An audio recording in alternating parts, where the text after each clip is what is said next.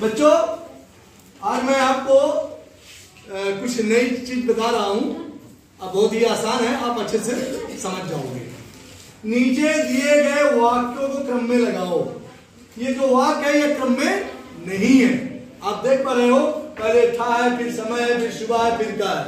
लेकिन इसको हमको एक शुद्ध सरल वाक्य में बनाना है, क्रमबद्ध इनको सभी शब्दों को लिखना है, तो हमारा एक सरल वाक्य और शुद्ध वाक्य बन जाएगा। इसमें है था, समय, सुबह का, तो इसको हम शुद्ध रूप में लिखेंगे सुबह का।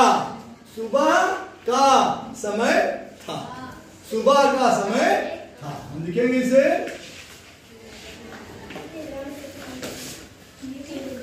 सुबह का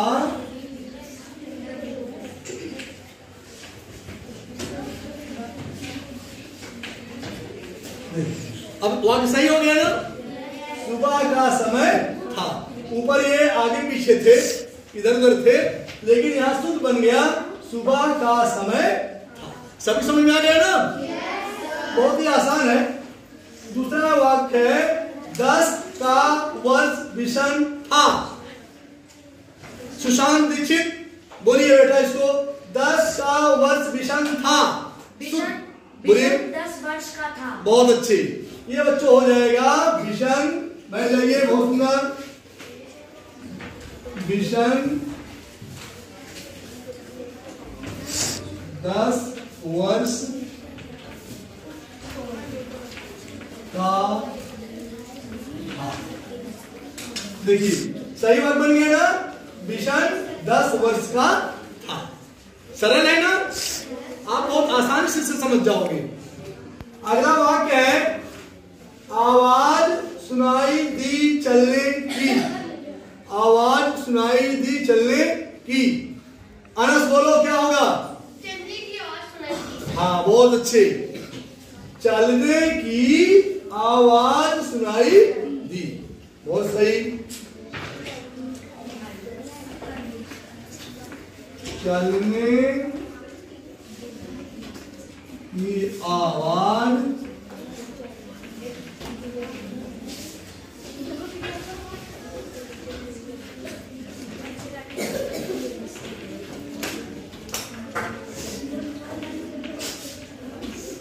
चलने की आवाज सुनाई दी। सभी को समझ में आ गया? आसान लगा? सबको समझ में आ गया? हम खाइए जरा। हाँ बहुत अच्छी, निश्चित रूप से आपने समझ गए। इस तरह के सवाल परीक्षाओं में पूछे जाते हैं, इसलिए आप इनको अच्छा सा अभ्यास। चौथा नंबर है बच्चों, बैठ गया विषम बल घुटनों के। तो इसका सही उत्तर सोचिए जल्दी। तो कौन बोलेगा? बोलिए। विषम घुटनों के बल बैठ गया। बहुत अच्छे, ताली बजाओ। हाँ, विषम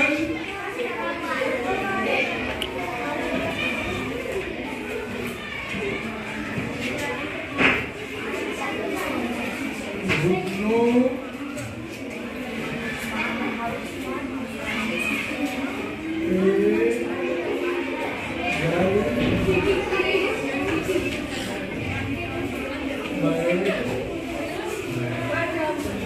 दूसरा है थी खामोशी हाउस फार्म में। तो बच्चों इसका सही होगा फार्म हाउस में खामोशी थी। फार्म हाउस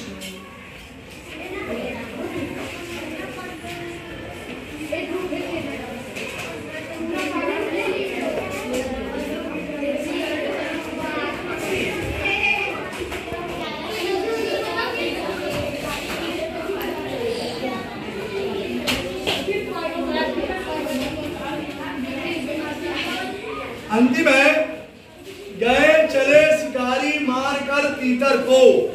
तो बच्चों इसका सही आंसर होगा शिकारी तीतर को मारकर चले गए।